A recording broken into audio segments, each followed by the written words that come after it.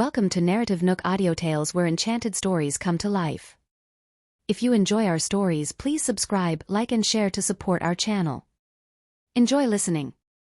Most villas had a similar design, a skylight in the ground floor to let the sunshine stream into the basement. It was a clever way to brighten up the space and improve the airflow down there. I had no clue there was a skylight. The man explained with a mix of urgency and helplessness.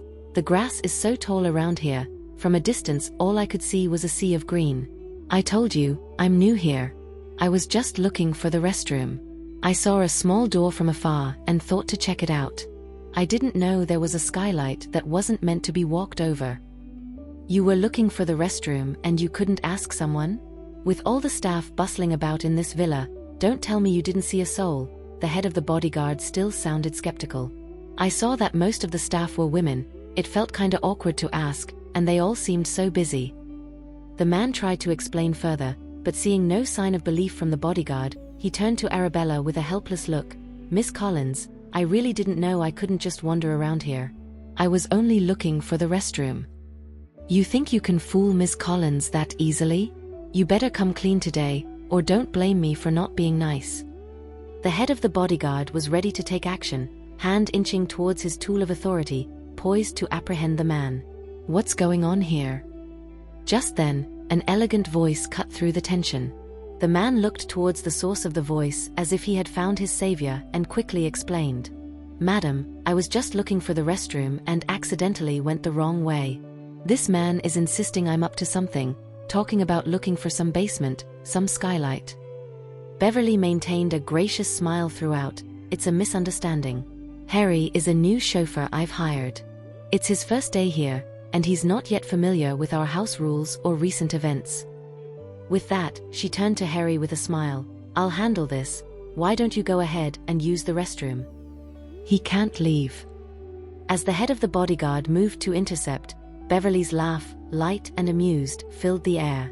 When nature calls, it calls. I appreciate your dedication as head of bodyguard, but if it makes you feel better, once he's done, I'll have him come back and you can question him all you want. With things put that way, if the bodyguard persisted, it would make for an unsightly scene. But he didn't want to let him go either. What if the man destroyed evidence? What would be the point of questioning him after that? Changing chauffeurs at the turn of the new year? Arabella inquired with a smile. Typically, as the year drew to a close, people stuck with the staff they had, not making changes lightly. Couldn't be helped. Beverly said, her smile unwavering. Our former chauffeur Jean, his wife just had a baby. He wanted to be there for her postpartum period, and with a new addition in their family, he wanted to spend the holidays together. So I gave him 2 months off. Beverly continued with genteel ease. I've vetted this new chauffeur thoroughly, there's no issue. But if you're still worried, feel free to question him further. If you say he's fine, then naturally, we have no reason to hold him. Hearing this, the head of the bodyguard became desperate, not wanting to let the man go just like that. What if he was trouble? What are you waiting for? You need thank Miss Collins. Beverly said with poise. If it were any other lady, they would have surely held you back. Harry quickly bowed in gratitude. Thank you, Miss Collins. I won't make the same mistake again. Arabella kept her smile, nodding her head. As Harry stepped away, the head of the bodyguard was beside himself with anxiety. He couldn't let this go. Just as the tension in the air could be cut with a knife, a small object suddenly fell from Harry's pocket. Both Arabella and the head of the bodyguard saw it clearly. It was a folding knife that now laid exposed for all to see. Harry glanced back at them, his movements hurried as he scooped up the knife and stuffed it into his pocket, his face awash with a shade of panic. Hold it right there. The bodyguard stepped forward. You dropped something. Show us what it is. Beverly's face fleetingly betrayed her nerves before she regained her composure. It's a precaution we've advised him to take. Yeah, when Mr. Lucas Collins and Mrs. Beverly Collins don't have their bodyguards around, I carry this. It's for their protection. Don't tell me you guys don't carry something similar. Harry retorted. The head of the bodyguard was momentarily speechless. He carried a weapon, yes, but not a folding knife. His gut was screaming that this driver was bad news. Today is of great significance to the Collins family, attended only by kin and close associates. You're here, armed with a knife and trespassing.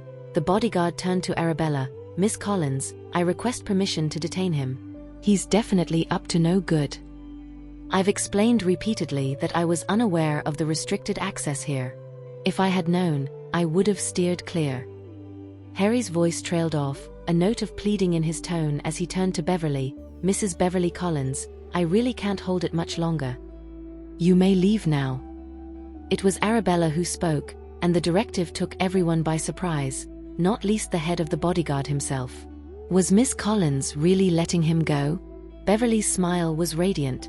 Bella knows the score. Since she's given her word, what are you waiting for? Go on, then. Harry scurried off, casting a backward glance that flickered with unease in the middle of his retreat. Miss Collins. The security chief began, his anxiety palpable. He was convinced Harry was definitely trouble. I notice you still have concerns. Why don't we bring Harry back later for a thorough questioning? I won't interfere with your methods. That's not necessary. He's just being cautious, as he shoulders great responsibilities. But I trust your judgment. There's no need for Harry to return. Beverly seemed mildly taken aback at her words. Well then, shall I take my leave? Take care. Once Beverly was out of earshot, the bodyguard couldn't contain himself. Miss Collins, I really suspect that man is problematic. Mrs. Beverly Collins is clearly covering for him. Who's problematic? A deep, steady voice suddenly joined the conversation. Hans. The bodyguard saluted him respectfully. Arabella chimed in with a dutiful demeanor. Hans. Hans's gaze softened as he looked at her. Who did you say was problematic? Who is Beverly covering for? He handed Arabella a cup of coffee. The chef had prepared a batch of coffee earlier, and he had picked up Arabella's favorite flavor, having scoured the grounds for his sister before finding her here. The head of the bodyguard relayed the full account of the incident to him. After hearing that, Hans turned to his sister. What do you think, sis? Beverly said the driver's clean. She ran a background check and everything. I asked him to hit the restroom, and as he was scrambling to leave, a folding knife fell from his pocket. He even gave us a deliberate look before hurriedly picking it up. Suppose he was here to off Eric, wouldn't he have to be a top-notch assassin? No way he'd blow his cover in broad daylight, especially not by dropping his weapon. Hans nodded. Your point makes sense. But there's something off about that driver. The head of the bodyguard still felt there was something eerie about the driver, like something didn't add up. Did you get a good look? Arabella's gaze fell on the head of bodyguard. When that folding knife fell, what kind of pocket lets a knife just slide out? You're wearing a suit too. Sure, the pockets are slanted, but have you ever had your phone or keys just drop out frequently? The head of the bodyguard shook his head. That had never happened. It was exactly then, before he was clear of suspicion, that the knife fell. What does that tell you? It means that blade didn't drop accidentally. He wanted us to see it. He gave us enough time to see the knife on the ground before he nervously picked it up. Why would he want to deepen our suspicion? Why? At that moment, David piped up, his face full of curiosity. The chef had just whipped up some coffee and pastries, and David had grabbed a plate to find his sister, hoping to treat her to some, only to stumble upon this big case discussion. Arabella had heard his footsteps earlier. Since he was family, she didn't hold back and laid it all out. Whether he dropped the knife on purpose or the way he looked back at us after tucking it away, it was all to make us more suspicious. He's doing this for one reason only. He wants us to investigate him. The head of the bodyguard was confused. Why would someone want to be checked out? David echoed the sentiment, but why? Beverly kept vouching for him, which only made us more suspicious. The more she insisted he was fine, the more likely we were to dig into whether he really was. David nodded. Then what? First off, who does he work for? Arabella probed. David blurted out, Beverly's driver. If he's shady, doesn't that suggest Beverly might be too? David nodded again, right? If we suspect Beverly and we check out Harry the driver, only to find his record is squeaky clean, Won't we feel like we've accused the wrong person and misunderstood Beverly and her driver? That makes sense, David agreed, nodding. Once we clear Beverly, wouldn't we shift our focus to others and stop watching Beverly so closely? So, if I'm not mistaken, back in the living room, she probably felt we were onto them, which is why they staged this whole thing. We can leave the driver out of this. Whether or not he's clean, just Beverly's actions alone are a dead giveaway, aren't they? Wow sis, you're a genius. David finally got it. Beverly must have thought she could clear her name by leading us to her driver, but she had no idea you've got a head full of smarts. So, does this mean Beverly really is involved? Was she part of what happened back then? Arabella and Hans nodded together, speaking in unison, possibly. If Beverly hadn't acted this way, they might not have suspected her so soon. Now, it was definitely time to dig deeper, not into the driver, but into her and her husband. Man, I was just scratching the surface with my thoughts. If it wasn't for Ms. Collins's sharp wit, I would have been led by the nose by Mrs. Beverly Collins. The head of the bodyguard was in awe of Arabella's smarts. Thing is, Beverly's always been a piece of work. You've been with the Collins family for years. Have you ever seen her break a sweat? Arabella's gaze shifted to the head of the bodyguard standing before her. He shook his head. Mrs. Beverly Collins seemed to always carry herself with a grace that was unflappable, no matter the situation. So back there, when the driver dropped a switchblade, her face flickered with panic. It was just too forced. Arabella mused. If that driver were really up to no good, she should have been the epitome of calm, but her poise came a second too late. Miss Collins, you truly show there's always a bigger fish. The head of the bodyguard was thoroughly impressed. So this means the truth from all those years ago is about to come to light. Just then, Arabella's phone vibrated. Glancing at the screen, she announced, "I'm off to pick up Romeo." Romeo's really coming over for dinner? David seemed surprised. That guy really didn't see himself as an outsider. Hey sis, you haven't touched the pastries I brought you. Quick as a flash, David grabbed one and hurried over, popping it into his sister's mouth. Arabella chewed on the treat while sipping her coffee, sauntering leisurely towards the front door. Suddenly, she felt two pairs of eyes drilling into her back. Her instincts told her they were coming from the floor-to-ceiling windows of the main house. With a subtle lift of her lips, she continued towards the door, her stride unbroken. Romeo was already there. Today, he was donned in a sleek black coat that accentuated his tall frame. His hair was cropped short, giving him a dashing look, his handsome features even more striking. Upon seeing Arabella, his entire demeanor softened, and a tender smile spread across his face, warming her like the first days of spring. The gatekeeper buzzed the door open, and as Romeo stepped through, he wrapped Arabella in a gentle embrace, his eyes brimming with happiness. "Grandma and Grandpa said after we have dinner here, I should bring you over. They're eager to have a meal with you. I told them you'd be stuffed, but they insisted you could just join for the fun. They're dying to meet you."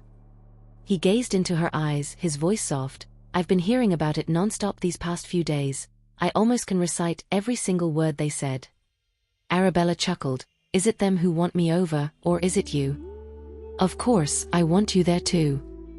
Romeo affectionately tucked a strand of her hair behind her ear. "If you're there, this year will be the happiest, most fulfilling, and most wonderful new year I've ever had." They would be sad to hear that. Before you came into my life, they were the ones you spent New Year with. Having you with us would make them feel the same way. It would be the happiest, most satisfying, and most joyous New Year for them too. You're incredibly important to us, and we already see you as part of the family. With that, Romeo noticed the coffee in her hand. "What are you drinking?" "Let me hold that." He took the latte in one hand and intertwined his fingers with hers in the other, walking towards the main house. "Hans said the chef just whipped it up. You should try it." Romeo took a sip. "It's good." Romeo planned to ask the chef for the recipe later, so when Bella married him and longed for a taste of home, he could whip up a comforting cup for her, or perhaps they could make a trip back together. "Did your family's thing wrap up that quick?" Arabella asked offhandedly.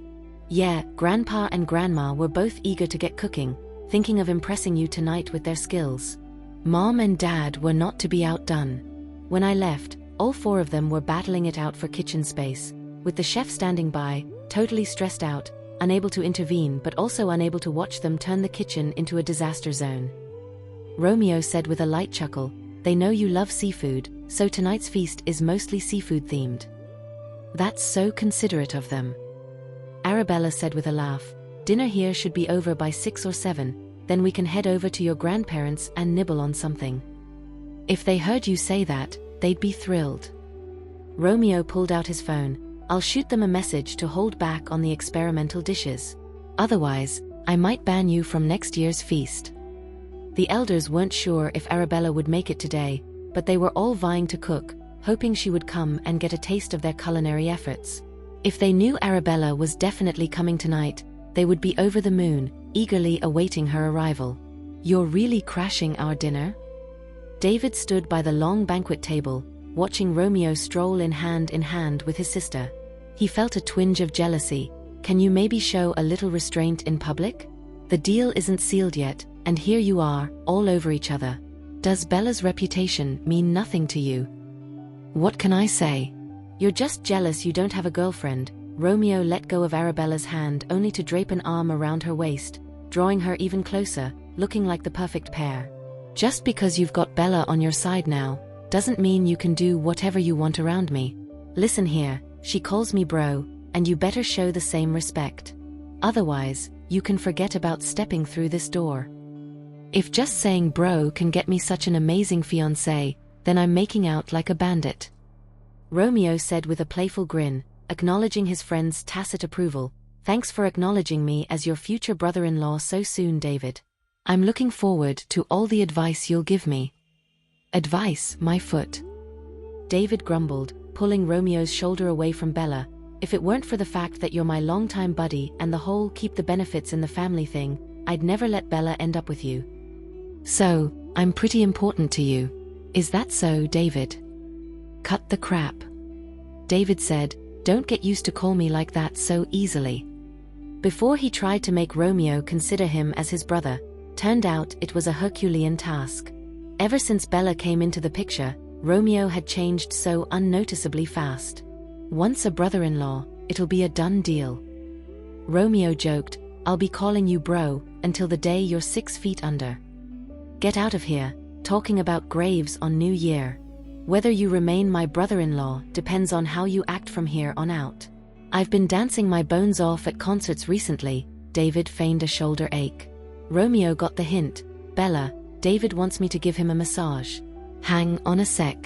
No, I did not say that," David blurted, not expecting Romeo to be so cunning as to use Bella against him. "The thing is, I can't have physical contact with anyone else, even guys. It's just not right," Romeo said with feigned resignation. "Bella, he's bullying me." Arabella couldn't help but laugh. "Have you guys ever had a moment of peace in all these years? Always this love-hate relationship?" "We're doing all right." Dave slung an arm around his buddy's shoulder, grinning from ear to ear. "If only he didn't have a knack for bullying and taking advantage, we could be even better." "Quit bad-mouthing me in front of my fiancé." Where had he bullied anyone or taken advantage? "Do you really think Bella's only got eyes for you? As if her pretty little head is filled with nothing but your mug." At that moment, Arabella sized up Romeo's face and found it rather fetching. He looked even more handsome than he had a few days ago, his features even more pleasing to the eye. "Notice anything different about me today?" Romeo's gaze fell on Arabella, oblivious to the others. "Your hair's shorter." Arabella chuckled. "And you're wearing the shirt I designed." "What else?" Romeo admired her with doting eyes. Hey, can you two spare a thought for my feelings here?" Dave, with his millions of followers, felt utterly ignored by the pair, which was a blow to his ego. "Romeo's here." In the meantime, Louisa emerged from the main house. Seeing Romeo, she beamed with affection. "Come on in, take a seat." "David, what are you doing clinging to Romeo? Let go." She approached her son and whispered, "Can't you give the lovebirds some space? You've been hanging all over Romeo the whole way here, leaving your sister in the dust. To the uninitiated, they'd think you two were the couple." Dave was riddled with question marks in his head, but before he could clarify, Louisa had already ushered Romeo inside, and in a low voice asked Arabella, "You going to the Fairfield Manor tonight?" "Yeah." Louisa's smile couldn't be wider. "Then I'll have the kitchen prepare the dinner early." "All right." Romeo's arrived, Louisa announced as she entered, and the living room filled with grandparents, aunts, and uncles, all coming to greet him. It's been a while. The boy's grown even more handsome. Bernard always had a soft spot for Romeo, seeing him as a young man of many merits, with no flaws to speak of. He affectionately patted his shoulder. "Come on in, I've been waiting for you. He's been looking forward to seeing you, asked about you so many times. A few times he wanted Bella to reach out to you, but I stopped her." Cornelia said with a smile, "Now we've finally got you here. I heard from the staff that you brought plenty of gifts. You shouldn't have, really." Louisa called out, "Someone bring in some tea and snacks. I'll go check on the kitchen and make sure they speed up the dinner preparations. You've got to head to Fairfield Manor after dinner." David hadn't expected they'd be off to Fairfield Manor after dinner, a place belonging to Grandpa Philip and Grandma Shirley. Suddenly, he had a feeling, as if his sister wasn't really a Collins anymore. She was practically a Macmillan now. He felt a sense of loss, as if he were about to lose his sister. All the elders fussed over Romeo, who, normally quiet and reserved, was especially charming that day. Bernard and Cornelia, Darren, Belinda, and even Bard, were all exceedingly pleased with him. "Romeo's here?" Just then, a playful voice rang out, as Alma walked in from the garden, her face bright with a smile. "Now our whole family's truly together." Laughter filled the room, and Romeo also stood to greet Lucas and Beverly. "Please, have a seat. We're all family here, no need for formalities." Lucas beamed with admiration at the handsome young man. Romeo's got to be the son-in-law every elder dreams of having, respectful, good-looking, well-educated, capable, and loyal. "Lucas, what are you saying? Are you suggesting we're not up to par with him?" David couldn't resist the jab. "You're a household name, a superstar through and through." "My mistake, a Collins never falls far from the tree. Romeo here's proof of that, all charm and charisma, ha ha ha." At that moment, Kenneth glanced at his watch. "Make yourselves comfortable. Today marks Bella's first year with us. I've got to whip up something special." "Dad, please, let Bella spend a nice new year here. Your skills." David interjected with a grimace. "And Mom, let's not turn this evening into an episode of Kitchen Nightmares, okay?" It was a big holiday, and a trip to the ER was the last thing they needed. Right, let me handle it. I want to create a memorable and wonderful evening for Bella," Cornelia said while standing up. "If Cornelia's cooking, then I've got to show my skills too," Belinda announced, rising from her seat. No, you sit down and relax. I'll do a couple of dishes, one representing your good intentions, and one with my personal touch," Darren said to his wife. Arabella wanted to tell everyone not to fuss, but before she could get a word out, they all marched into the kitchen, determined to impress her. Her brothers, not to be outdone, followed suit. Both kitchens were bustling with activity. In the end, the only ones left idle were Arabella, Romeo, and Alma. Sensing the tension, Alma volunteered, "I'll go check if they need any help." "I'd like to make something for you too," Romeo said gently. "It's not necessary. We'll have too much food as it is. I'll make 2 dishes." Romeo caressed her cheek. "They'll be your favorites." He kept the details a mystery. The 6 massive fridges at Reflections Villa were stocked with every ingredient imaginable. If anything was missing, David would take his sister to the property's kitchen garden for some fresh picking. "Sis, do you like cabbage?" David asked as he noticed the robust heads of cabbage in the garden. "Sure, anything's fine. I'll pick some extra. Let's see what the others whip up for you." David gathered a hefty assortment of veggies, even taking the ones Arabella had picked, adding them to his basket. He didn't forget to snap a selfie and post it on Facebook. "Picking veggies with my sister. Everyone's trying to impress her with their cooking. What should I make to outshine them all? Suggestions welcome." The photo captured him holding a large wicker basket, selfie stick in hand, with the lush garden and the silhouette of his sister, busy picking vegetables in the background. Within a minute of posting, the selfie amassed thousands of likes and countless comments offering suggestions. One comment sparked an idea in David. Yes, he'd create an artistic dish, broccoli fashioned into a tree of prosperity, garnished with colorful minced bell pepper, both appealing and simple, with a meaningful message. It symbolized growth, wealth, and abundance. An hour later, the dining table was laden with delectable dishes. Arabella wasn't idle either, preparing a visually stunning centerpiece. "Bella, come on over. Stop fussing in the kitchen." Everyone was eager to explain their culinary creations to Arabella, each dish with its own special significance. "Bella, I made this dish called Thrivingness. It's to wish you an ever-rising fortune and better days ahead," Bernard explained. "Nice." A round of applause filled the room. "Mine for you is this one, a delightful dish where creamy shrimp mousse was stuffed into clams, symbolizing wealth and prosperity for the coming year." Applause filled the room once again. David was busy capturing every dish and well-wish on video, quickly uploading the montage to Facebook. Friends flicked through their feeds and stumbled upon David's post, mistaking his terms of endearment for Serena. Their messages pinged with praise, envying her for being the apple of everyone's eye. Whether it was Hans, a titan in the business world, or David, a pop icon with hundreds of millions of followers, everyone, elder or peer, happily hustled into the kitchen to cook for this young lady. The level of adoration she received was beyond belief. Serena watched from the garden as the sun dipped below the horizon, until the sky was draped in darkness. "Serena, it's getting chilly out here. Shall I wheel you inside?" Dora asked, bending down.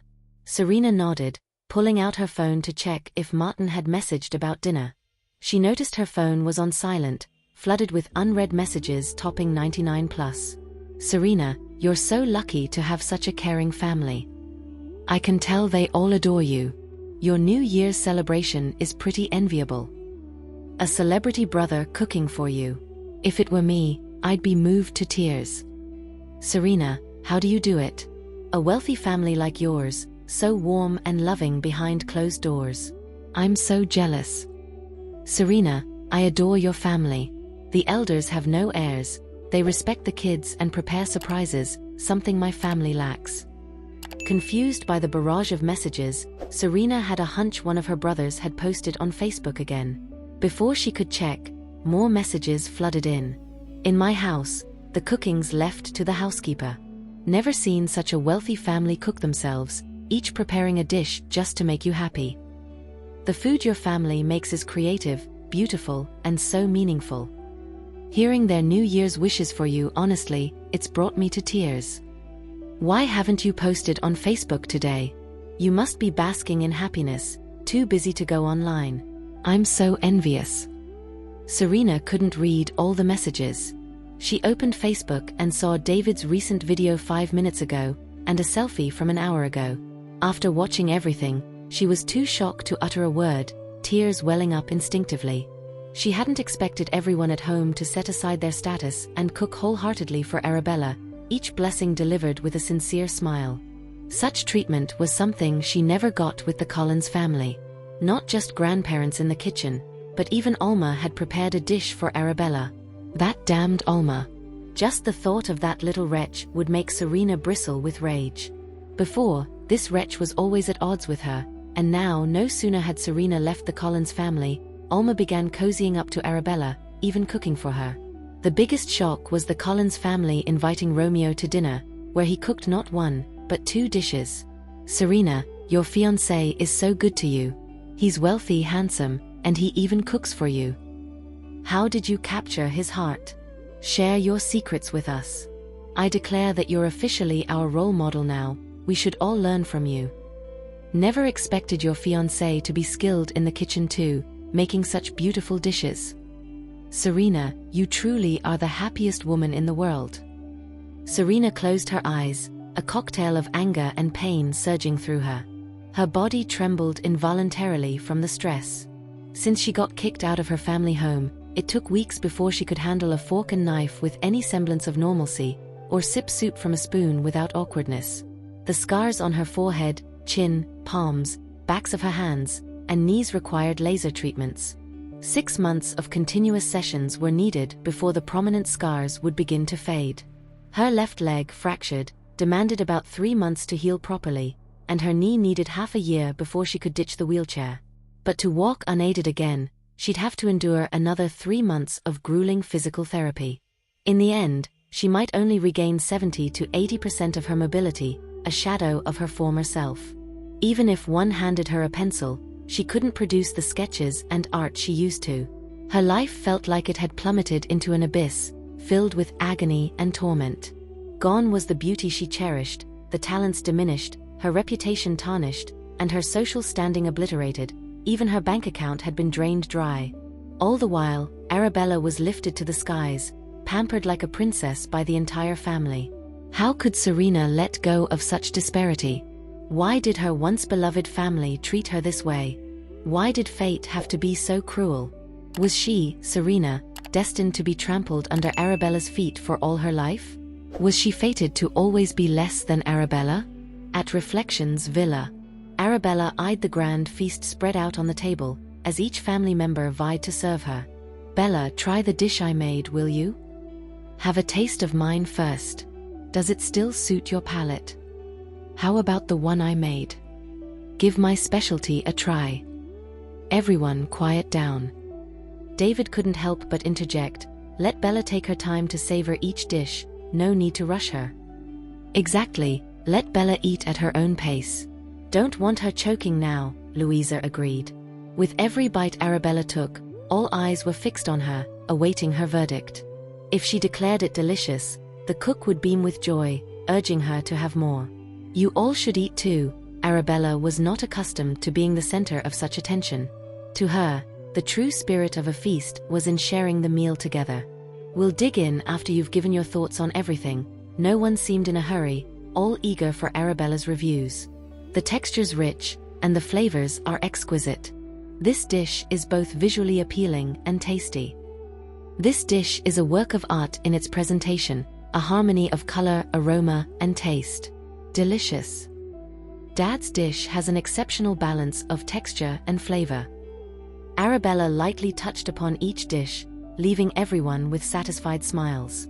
"And you haven't tasted Romeo's 2 creations yet." Grandma spun the Lazy Susan, bringing Romeo's dishes in front of Arabella. As Arabella sampled the first dish, her nose tingled with emotion. Seeing her silent for an extended period, the others sensed something amiss. They exchanged glances, confusion written on their faces, unsure of what had just unfolded. "How on earth did you manage to make this?"